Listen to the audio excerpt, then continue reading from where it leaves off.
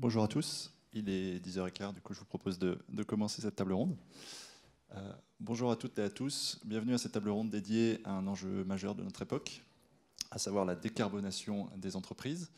Nous sommes réunis aujourd'hui dans le cadre du Salon ProDurable 2025, qui nous invite à réfléchir pour sa 18e édition autour de la thématique héritage, protéger, restaurer, transmettre. Un thème qui résonne tout particulièrement avec notre sujet du jour, tant la réduction des émissions de gaz à effet de serre est un enjeu majeur et une condition sine qua non pour léguer aux générations futures un modèle économique viable et respectueux du vivant. Dans un contexte actuel où les entreprises sont de plus en plus interpellées et sollicitées par les nouvelles obligations de reporting, les attentes sociétales croissantes et les impératifs climatiques, la décarbonation ne peut plus être une démarche ponctuelle ou symbolique. Elle doit s'inscrire dans une réelle dynamique pérenne, structurée et portée par l'ensemble des parties prenantes. Mais la question qui se pose, c'est comment enclencher cette dynamique? Comment passer du pilotage carbone à une transformation durable des modèles d'affaires, des chaînes de valeur et des cultures d'entreprise? Pour explorer toutes ces questions, j'ai le plaisir d'accueillir 3 intervenants engagés, issus de secteurs et d'horizons très différents, mais portés par une ambition commune, faire de la décarbonation un levier de performance et aussi un levier de sens. Donc, je vais maintenant laisser la main à nos 3 intervenants pour se présenter, en commençant peut-être par vous, Sandrine. Bonjour à tous. Je suis Sandrine Noël, je suis directrice environnement de la maison Louis Vuitton, maroquinier, pour ceux qui ne nous connaisseraient pas. Je suis dans la maison Louis Vuitton depuis plus de 25 ans, avec une carrière qui m'a emmenée de l'intelligence marketing vers une démarche engagée de décarbonation, mais pas que, heureusement. Et je serais ravie aujourd'hui d'être avec vous aujourd'hui pour vous en parler davantage. Bonjour, Laurence Lemarchand, ravie de vous rencontrer aujourd'hui. J'ai l'honneur de diriger la RSE au sein du groupe InVivo. Alors InVivo a un nom qui parle un peu moins que LVMH, mais néanmoins, on est un très gros acteur du secteur agricole et de l'industrie agroalimentaire, avec la chance de pouvoir agir de la fourche à la fourchette et de connaître parfaitement toute cette chaîne de valeur vaste et d'être un acteur incontournable du secteur des grandes céréales, des grandes cultures, des céréales en particulier. Voilà. Et le parcours est 100% agroalimentaire en ce qui me concerne, QSE avec une migration vers le développement durable dès qu'il a été possible. Voilà, ravi de vous voir aujourd'hui. Merci. Et donc Antoine Radix, responsable reporting RSE chez JL Events. Mon rôle, c'est d'accompagner le groupe sur l'ensemble des données de reporting, également la mise en conformité CSRD, taxonomie, et j'accompagne également l'ensemble du groupe sur la mise en place de trajectoires de décarbonation. JL Events, pour ceux qui ne connaissent pas, c'est un groupe lyonnais, maintenant multinational, du secteur de l'événementiel, où on fait pas mal de prestations dites techniques pour des événements. Donc on peut venir amener des meubles, des stands, des lights, de la sono, etc. On gère des centres de congrès par disposition, Stade de France depuis 2 mois. Et on organise des événements également aussi. À Paris, on a Première Vision pour la mode. À Lyon, on a le Sierra Food, là où notamment il y a les Bocuse d'Or. Voilà. Merci à tous les 3 pour ces présentations et merci d'être présents pour cet échange aujourd'hui. Et donc moi-même, je serai l'animateur de cette table ronde. Je suis Thomas Ménez, responsable des activités de conseil en décarbonation au sein de l'entité SI Advisory Services, qui constitue en fait le pôle conseil international du groupe Schneider Electric. Du coup, ensemble, je vous propose d'explorer les leviers d'action, les freins, les bonnes pratiques et les perspectives pour faire de la décarbonation une démarche systémique et surtout fédératrice. Pour commencer, on peut ouvrir la discussion avec une première séquence centrée sur la vision stratégique et la gouvernance. L'objectif étant de comprendre comment nos 3 intervenants ont intégré les enjeux environnementaux et climatiques au cœur de la stratégie globale d'entreprise, comment cette dynamique est portée au plus haut niveau de l'entreprise et quels sont les leviers de mobilisation interne. Pour commencer, du coup, je vous propose une première question. Sandrine, le groupe Louis Vuitton a été précurseur en réalisant sa première empreinte carbone en 2005. Depuis, comment avez-vous transformé la décarbonation en un levier stratégique de performance pour l'entreprise ? Merci Thomas. Alors c'est une vaste question. D'abord, j'ai envie de dire que la maison Louis Vuitton n'a pas mis le climat au cœur de sa stratégie dès le départ. La maison Louis Vuitton a mis, on va dire, le respect et la préservation des ressources naturelles au cœur de sa stratégie. Pourquoi ? Parce que tous les produits de la maison Louis Vuitton, toutes les créations viennent du vivant et qu'on est absolument convaincu que sans la préservation du capital naturel, on ne peut pas assurer le capital économique et la croissance économique durable de notre maison. Néanmoins, en effet, on a une histoire du climat et une relation au climat et au carbone assez native de cette démarche, puisqu'en 2005, on a participé en effet au premier bilan carbone et au test du bilan carbone et de la méthode avec l'ADEME, et présenté ces résultats à Aichi, à l'exposition universelle au Japon, dont les Japonais se sont emparés en disant « Waouh, c'est incroyable, la maison Louis Vuitton a une conscience environnementale ». C'est vrai, ça a été le point de départ de la conscience environnementale de notre président à l'époque. Et il a eu la très bonne idée, la très bonne vision de nicher l'environnement au cœur de la direction innovation. Et c'est important de le dire parce que d'abord c'est positif et il faut être positif.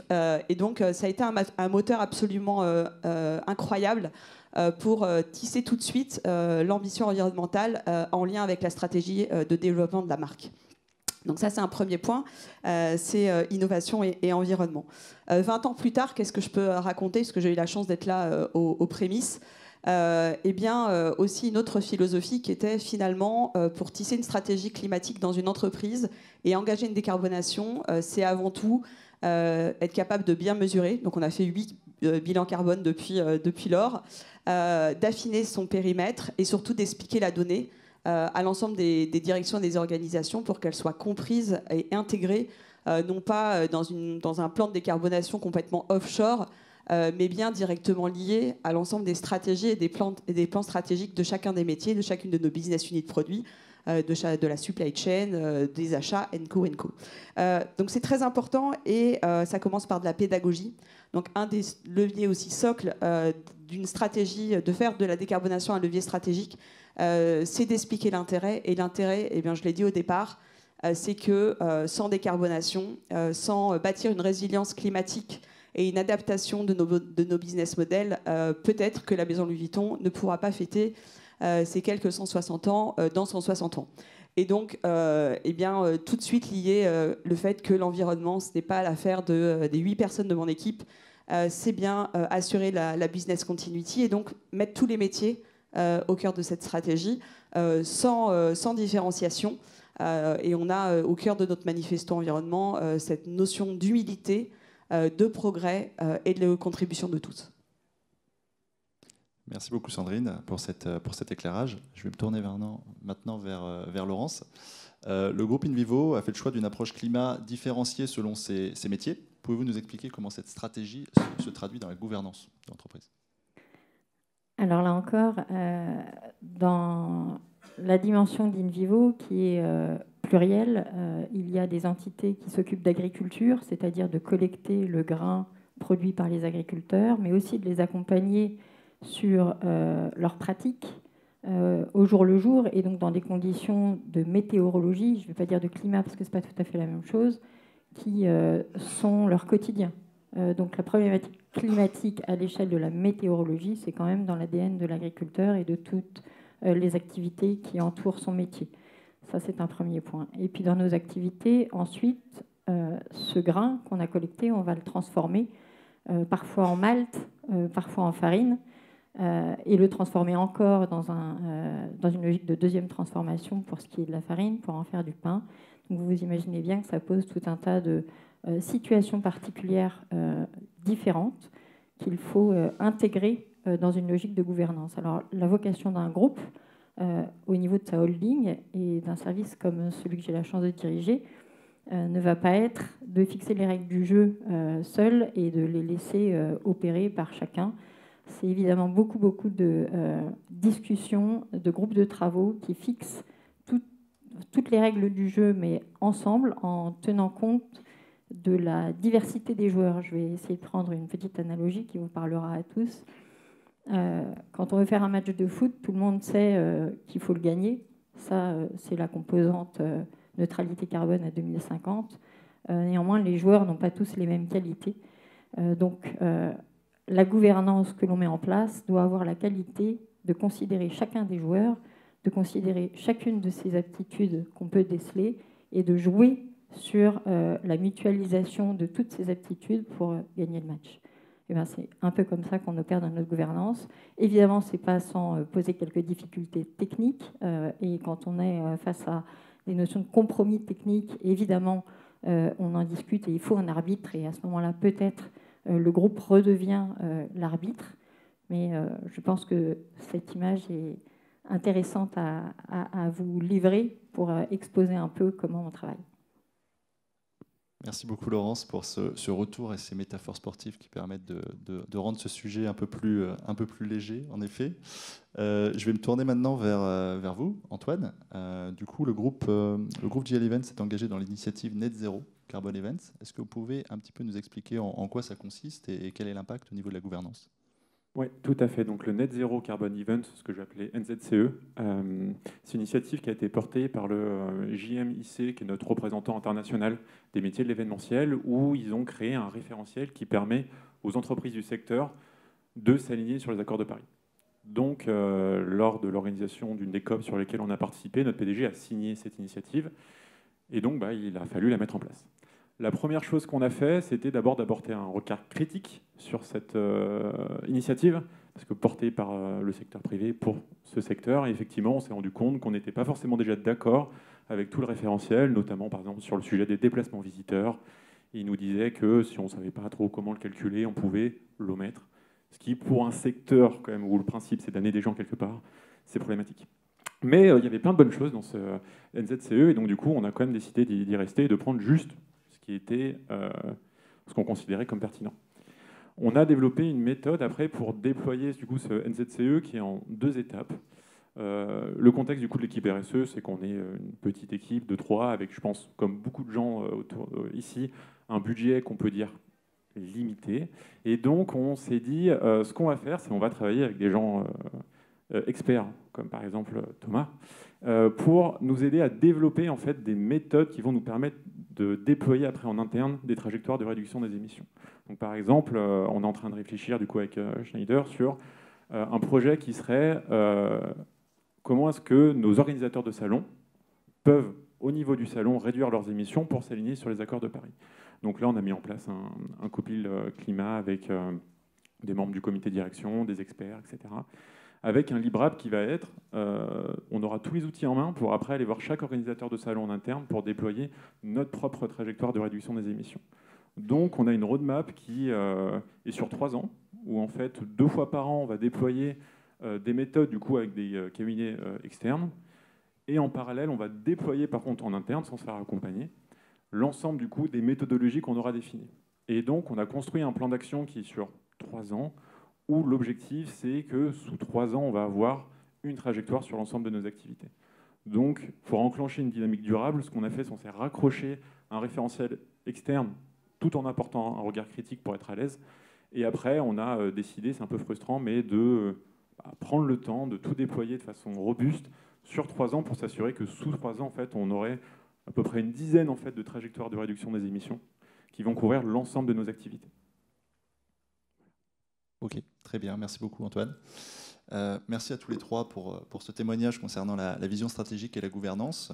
Je vous propose maintenant d'aborder une deuxième séquence ciblée et centrée sur un autre levier essentiel de tout programme et de tout projet de décarbonation qui sont les chaînes de valeur, puisque en effet les politiques internes et les décisions internes sont importantes, mais ça va être dans la capacité à embarquer toutes les chaînes de valeur amont et aval que réside le succès en fait des actions de décarbonation et des programmes de décarbonation.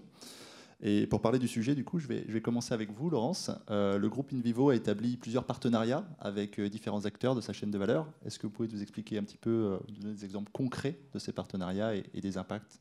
Alors, je vais être la plus concrète possible. Le sujet est vaste, évidemment, et des partenariats dans un groupe comme InVivo, il y en a énormément et de nature très diverse. Mais en matière de climat, le premier constat à faire, c'est que quand on regarde le bilan carbone de l'agriculture, il pèse 20% des émissions globales. Donc là, il y a un sujet d'impact. Et puis quand on regarde l'agriculture, à nouveau, on constate aussi qu'elle répond aux problématiques climatiques avec des solutions. C'est-à-dire que par certaines pratiques agricoles et grâce au pouvoir de photosynthèse des plantes, on peut stocker du carbone dans les sols.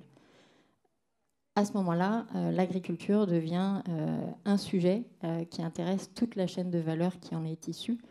À l'amont pour l'agriculteur, pour pouvoir assurer la pérennité de ses productions et la souveraineté alimentaire dont on a tous besoin, et à l'aval, toutes les industries de première, deuxième et X transformation qui lui succèdent sur la base de ces matières premières dont elle a besoin.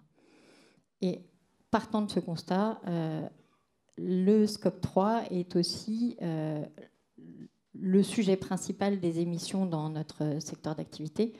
On doit bien sûr décarboner notre scope 1, notre scope 2, c'est-à-dire nos émissions directes, et on le fait avec des moyens qui sont liés à l'énergie que tout le monde connaît. Mais dans la dimension scope 3, là, il y a réellement un sujet de transformation du modèle agricole et donc d'engager des pratiques dites d'agriculture régénératrice ou régénérative qui ont cette capacité à augmenter le pouvoir de séquestration du carbone dans les sols et à parallèlement abaisser les émissions qui sont liées aux conditions d'exercice de l'agriculture. Ça nécessite évidemment de discuter avec les agriculteurs eux-mêmes, parce que c'est un sujet de transformation profonde de leurs pratiques et de leurs modèles, et ça ne se fait pas comme ça du jour au lendemain, juste parce qu'on a établi d'un point de vue théorique que ça fonctionne. Ça engage une prise de risque très significative. Donc, Sandrine parlait de formation et de pédagogie. Là, évidemment, il y a un énorme sujet de formation et de pédagogie de ces acteurs-là. Et donc, ils passent par un certain nombre de partenariats pour les atteindre. Une fois qu'on pense l'avoir fait, il reste encore toute la chaîne de valeur à convaincre de la place qu'occupe l'agriculture et ces nouvelles pratiques comme possibilité de solution d'atténuer le bilan carbone de leur périmètre et partant de là de leur scope 3 aussi. Et pour pouvoir y arriver, il faut montrer les contraintes qui sont celles de l'agriculteur de façon très concrète. Ça nous conduit à emmener nos partenaires commerciaux de l'aval sur des exploitations agricoles, évidemment avec la participation active des agriculteurs qui ouvrent leurs fermes pour pouvoir l'organiser, et de démontrer surtout la validité des données qu'on collecte pour opérer cette réduction d'émissions. Et cette possibilité d'avoir un impact réel sur la réduction d'émissions et de le mesurer, ça passe par de la technologie, ça passe par des nouveaux outils qui sont également dans les mains d'une partie des équipes d'Invivo et d'AgroSolutions en particulier.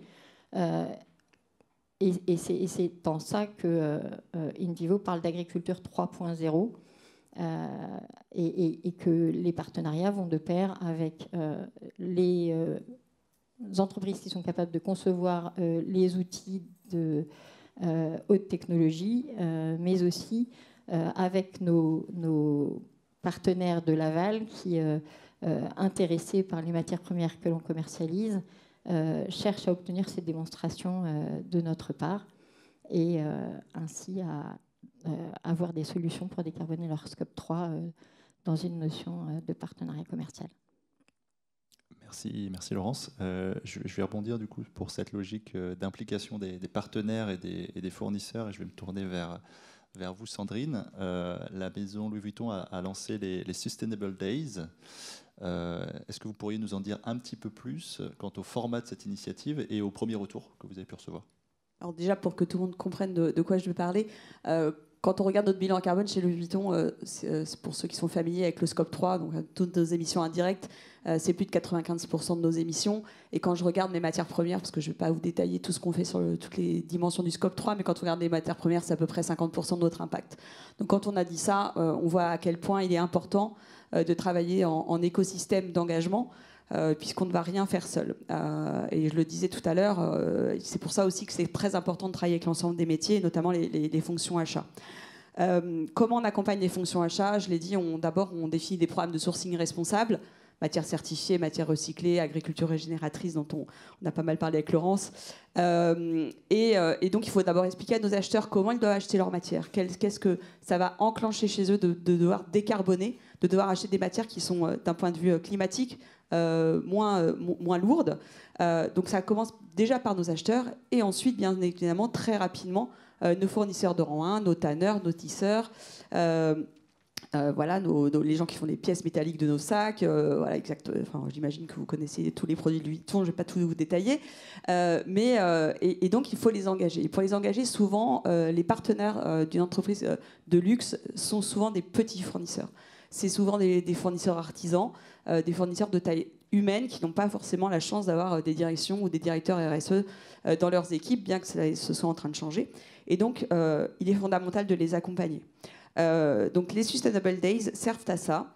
Donc ce sont des journées qu'on lance avec nos binômes achats dans toutes les catégories. On réunit nos top 10 fournisseurs d'une catégorie, par exemple nos tanneurs, par exemple, et on les met tous ensemble et on leur explique la stratégie environnementale de la maison Louis Vuitton, en quoi les matières qui nous approvisionnent pèsent d'un point de vue bilan carbone dans notre bilan. Qu'est-ce qu'ils peuvent faire de façon très concrète pour pouvoir assurer leur propre décarbonation dont on va avoir besoin ensuite pour nous-mêmes réduire nos émissions de gaz à effet de serre. Donc de la pédagogie, du partage de bonnes pratiques, on décilote aussi. Faire parler des fournisseurs concurrents ensemble dans une même salle sur un sujet comme la sustainability, pour moi aujourd'hui est majeur et crucial, et on voit que très clairement, en fait, ils sont tous très contents et très en recherche de partager leurs bonnes pratiques, de s'engager ensemble et de façon mutualisée. Souvent, notamment dans les tanneries, on a des bassins de tanneurs dans les régions françaises ou en Italie. Et donc, très vite, le partage peut se faire de façon très accélérée. Donc ensuite, on va leur donner des outils de mesure, alors pas des mesures complètement incroyables à l'échelle de leurs organisations, parce qu'ils ne pourraient pas les tenir, mais des checklists très clairs et leur faire tenir des engagements très clairs. Donc ça peut passer par la réduction des intrants chimiques, ça peut passer par la certification de Laser Working Group, si je reprends le cuir, réduction de l'eau, réduction de l'énergie, énergie renouvelable. Et on vient chercher de la mesure en leur disant mais on va vous mettre en place un pilotage de mesure, combien vous achetez d'énergie, combien vous consommez d'énergie par mètre carré de cuir produit, quelle énergie renouvelable est-ce que vous pouvez transitionner, et on va leur donner finalement ce service d'analyser leurs données pour les engager tous ensemble. Et donc on a entre guillemets les moyens de le faire, et donc c'est la manière aussi dont on va les accompagner. Et c'est win-win pour tout le monde. Eux, ça leur permet concrètement d'avoir une assistance d'une maison comme la nôtre, et nous, bien évidemment, de pouvoir préciser la mesure pour laquelle on va venir réduire la part d'impact de ce pourcentage important d'émissions dans notre bilan.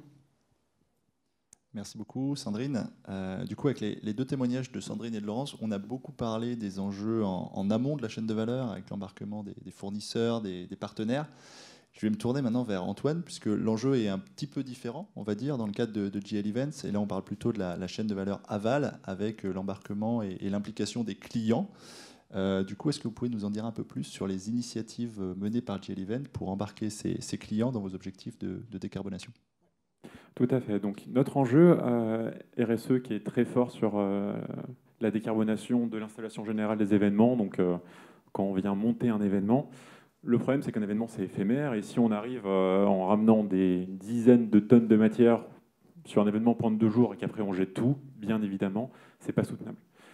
Le problème, c'est que dans l'imaginaire de beaucoup de clients, un événement réussi, c'est un événement où il y a de la signate partout, où il y a de la moquette au sol, tout est neuf, tout est magnifique, sauf que c'est pas forcément le plus durable.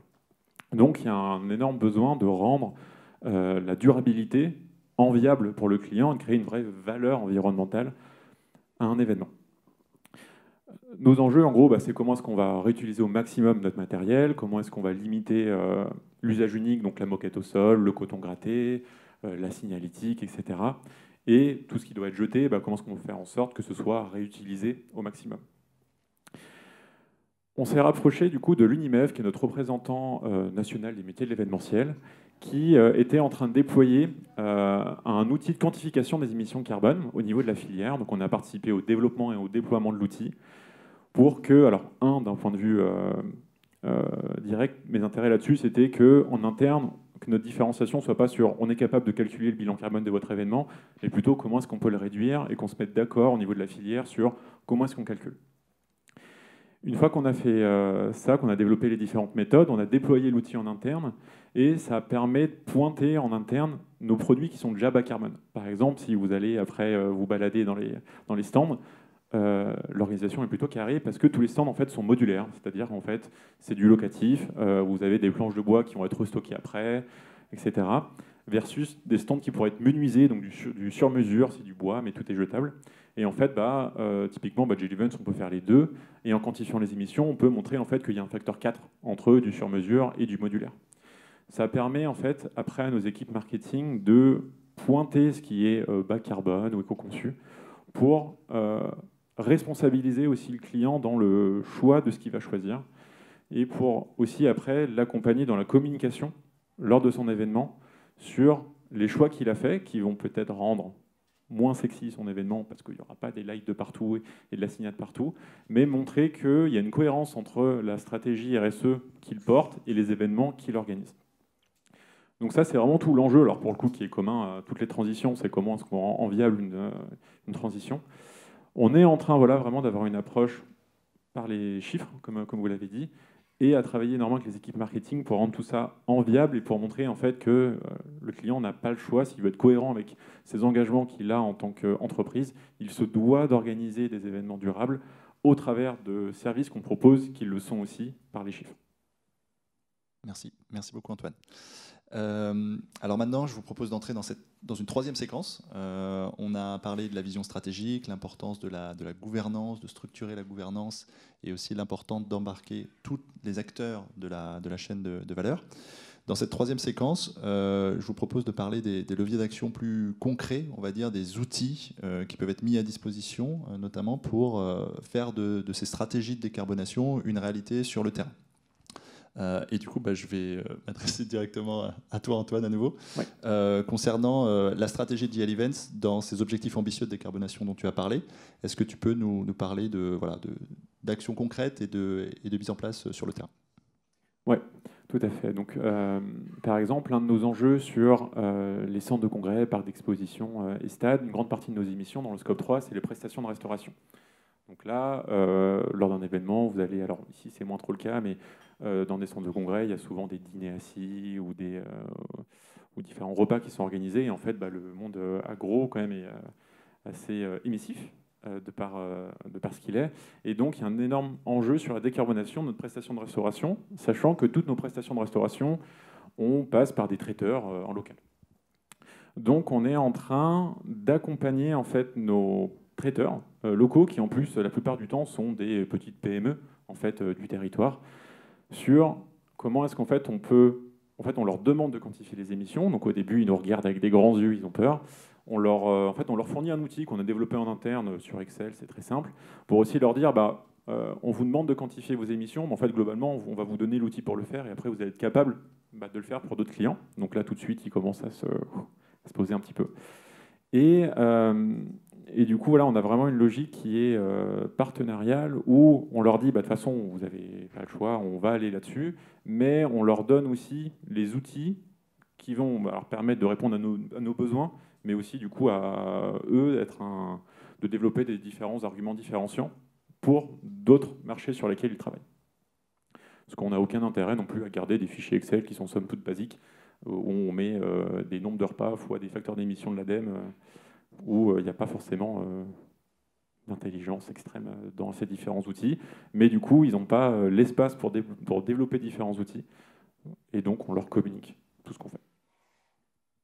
Ok, merci beaucoup Antoine. Je vais rebondir du coup sur le terme d'outils, puisque vous avez parlé beaucoup d'outils.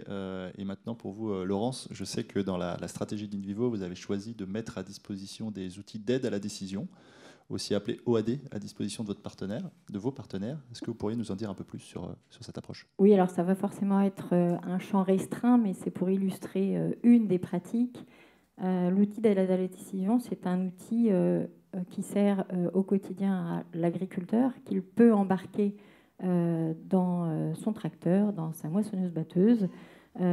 Ça consiste en beaucoup d'intelligence artificielle, de télédétection et de tout ce que les hautes technologies actuelles permettent de faire progresser toutes les activités économiques et aussi l'agriculture. Et avec ce type d'outil, l'agriculteur va pouvoir répondre à une règle qu'on aime à dire, qui est la bonne dose au bon endroit au bon moment.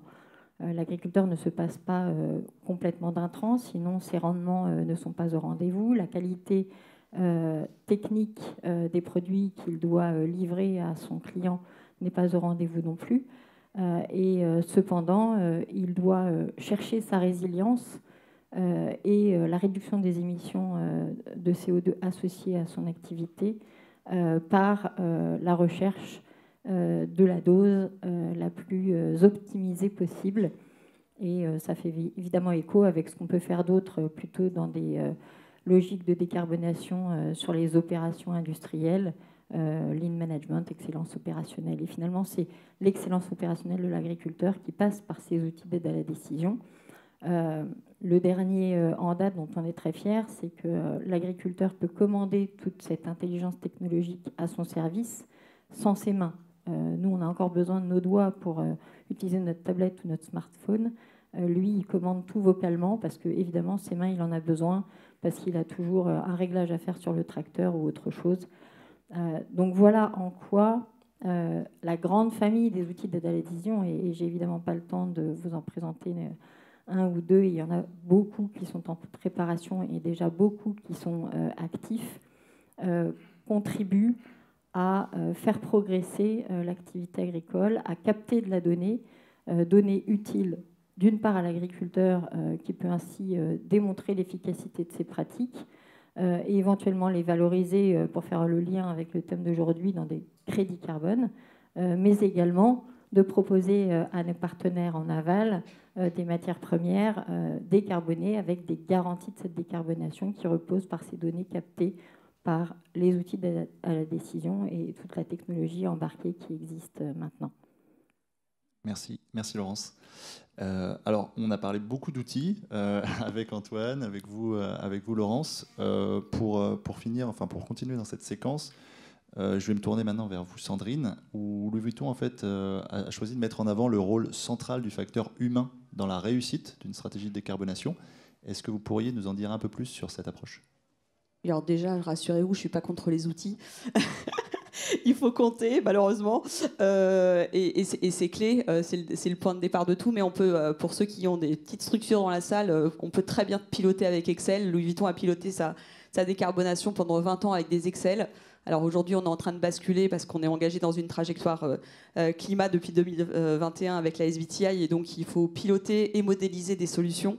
Voilà, mais on est juste en train de démarrer. Donc rassurez-vous, je ne suis pas contre les outils, mais parfois on perd plus de temps à les paramétrer qu'à agir. Et je crois en pouvoir de l'action parce qu'on n'a pas le temps d'attendre. Et donc oui, pour moi, le facteur humain, il est clé. Ça fait écho à ce que je vous disais tout à l'heure et à l'organisation qu'on a de décentraliser l'engagement environnemental à tous les strates de l'entreprise. On est 36 000, presque 40 000 collaborateurs chez Louis Vuitton.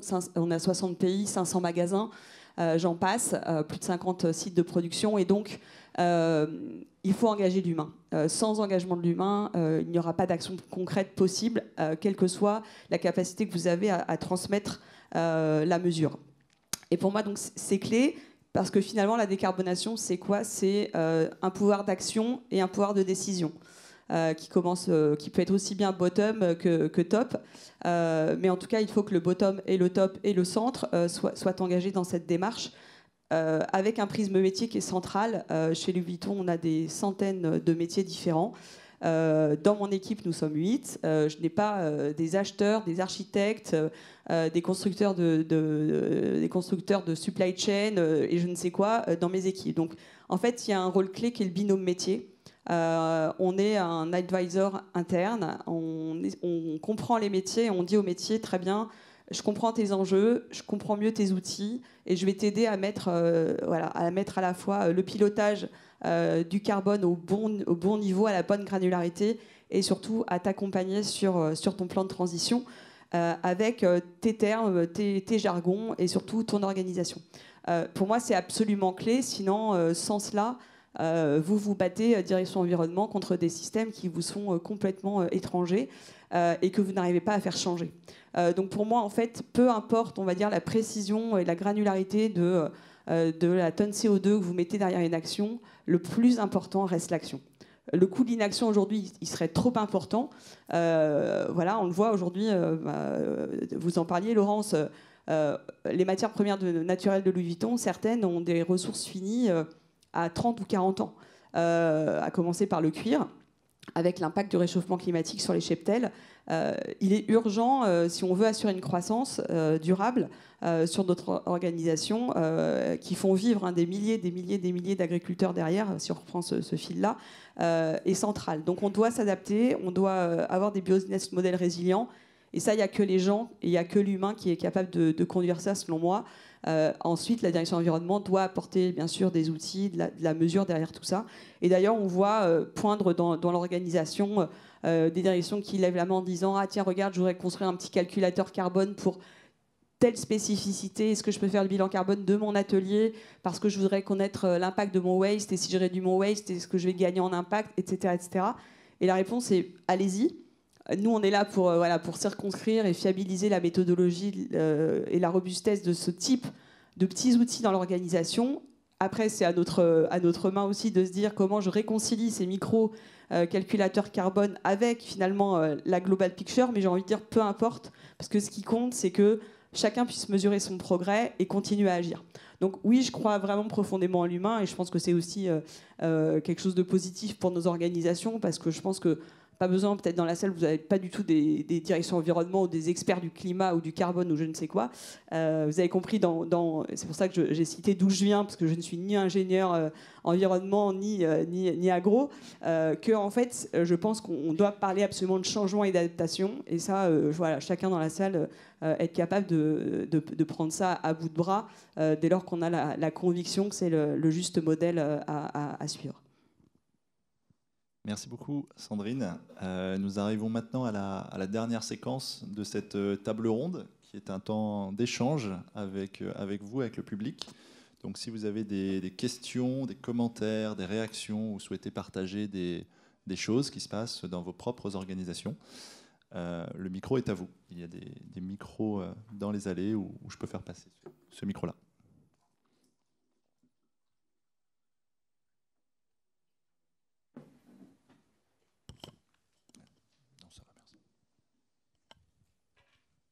Bonjour, merci beaucoup pour ces retours d'expérience. Peut-être une question, parce qu'on a beaucoup parlé climat et carbone. Est-ce que vous avez des actions similaires sur les aspects biodiversité, et comment est-ce que vous arrivez aussi à mutualiser ces deux approches ? Oui, je l'ai dit très rapidement.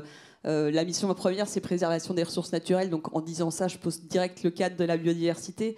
De toute façon, climat et biodiversité ne peuvent pas être dissociés.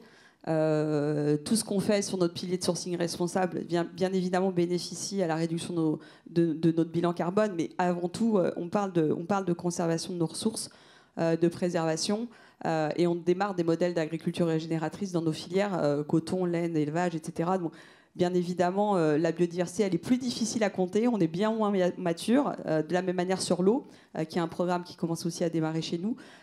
Donc on a moins de maturité, c'est plus complexe, c'est très local-based, mais bien sûr, c'est indissociable. Pour compléter les propos de ma voisine, j'aurais pu avoir les mêmes, mais je vais donner une image qui va fixer un peu les choses. Dans le modèle d'agriculture régénératrice, pour agir sur le climat, si on considère que c'est un des enjeux couverts par l'agriculture régénératrice, mais bien entendu la biodiversité en est un aussi, il faut allonger la rotation. Ça veut dire quoi ? Ça veut dire que dans une exploitation agricole où on a coutume d'avoir fait un assolement, c'est-à-dire sur une année de culture, un blé, un orge, un colza, on demande d'augmenter le nombre d'espèces cultivées. Ça, c'est un premier point. Et en plus, on demande qu'il y ait un couvert végétal permanent sur la surface agricole. C'est-à-dire que là où vous avez peut-être, lors de vos week-ends à la campagne, pu voir que les champs, une fois que la moissonneuse-batteuse était passée, étaient nus, c'est une situation que l'agriculture régénératrice ne souhaite pas. Il faut engendrer, juste derrière une culture, un couvert végétal qui va être bourré de qualité, soit pour améliorer la structure du sol, soit pour améliorer la capacité du sol à livrer de l'azote à la culture d'intérêt qui suivra. Elle peut avoir énormément de qualité. Et d'ailleurs, le catalogue de Semences de France, qui est une de nos filiales en matière d'interculture, c'est comme ça qu'on les appelle, ne cesse de grandir pour permettre à l'agriculteur de trouver exactement ce qui l'intéresse le mieux. Et cette interculture va jouer son rôle de photosynthèse comme n'importe quelle plante et optimiser la capacité de séquestration du carbone dans le sol. Donc c'est triple bénéfice à tout le moins. Merci. Je vois qu'il reste 3 minutes, donc s'il y a une autre question dans la salle, on peut la prendre. Bonjour, bonjour. Merci beaucoup pour vos interventions. Je suis Quentin Fornezo, je travaille chez Ecovadis sur les sujets décarbonation avec mon équipe, les méthodos derrière tous les outils qu'on a. On a parlé métier, on a parlé humain. Donc au hasard, parlons des achats.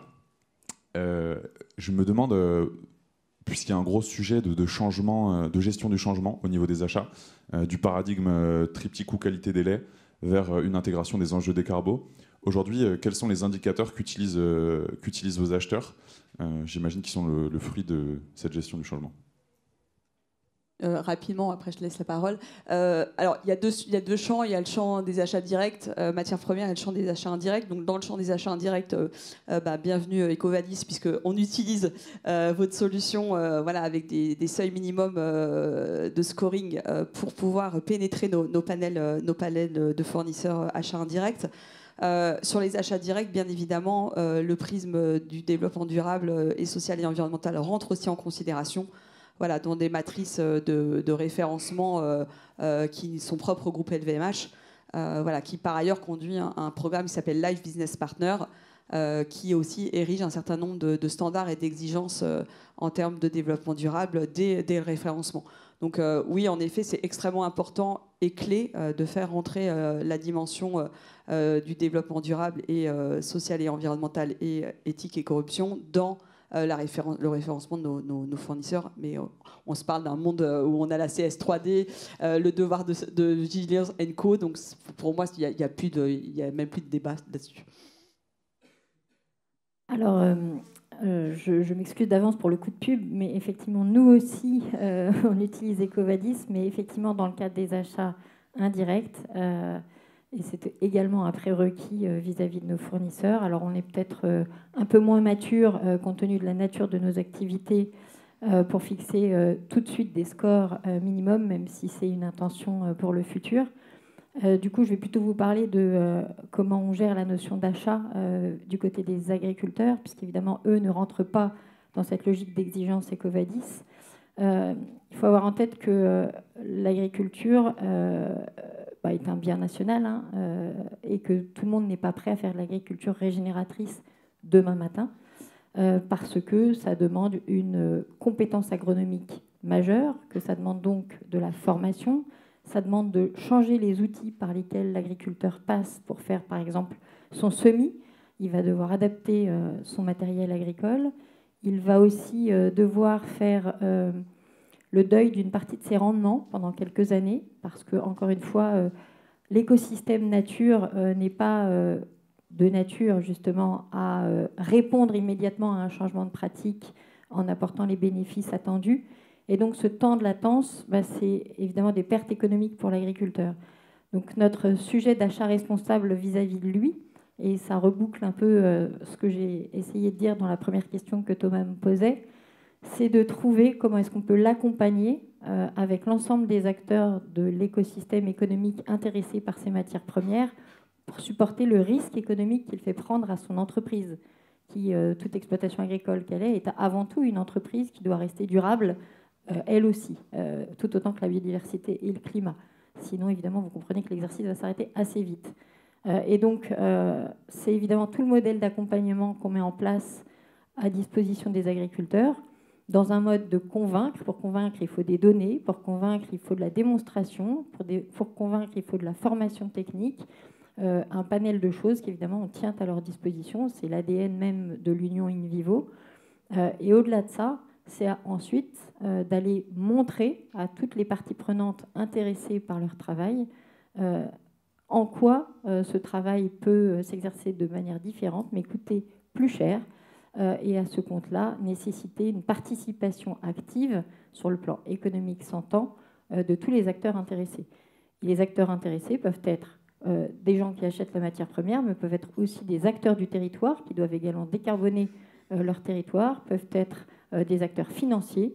Et en ce sens, on réunit ces différents acteurs autour de l'agriculteur pour porter la démonstration à tout l'écosystème intéressé. Bien sûr, bien sûr. En une minute, je ne travaille pas avec Ecovadis, donc on peut en parler après. Non, nous, on utilise plutôt notre service achat plutôt comme presque un peu R&D pour qu'ils aillent nous chercher des nouvelles matières qui permettent de décarboner nos stands, notre signal, etc. Où là, on est vraiment sur du cas par cas, où on définit des cahiers des charges en disant on cherche une alternative à ce plastique PP neuf, et ils vont démarcher différents fournisseurs, et donc on les accompagne sur la définition de critères spécifiques sur un produit qui serait une alternative à du plastique, à du bois, à du méla, etc. Donc c'est vraiment projet par projet, et on est vraiment en support à des équipes achats qui font presque de la R&D maintenant de temps en temps. Merci beaucoup Antoine. Il est 11h passé, donc je vous propose de clôturer cette table ronde. Je tiens à remercier chaleureusement nos 3 intervenants. Merci beaucoup pour vos éclairages, très enrichissants et ancrés dans le concret.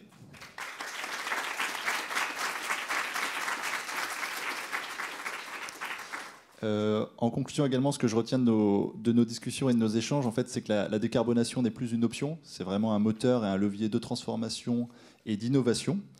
Les défis sont nombreux, il y en aura encore, mais les solutions, elles existent et elles se construisent ensemble avec du pragmatisme et de l'engagement. Donc bonne continuation à toutes et à tous, et si vous souhaitez continuer les échanges sur les sujets, je vous donne rendez-vous au stand SC Advisory Services qui est au 3e niveau juste à côté. Merci beaucoup.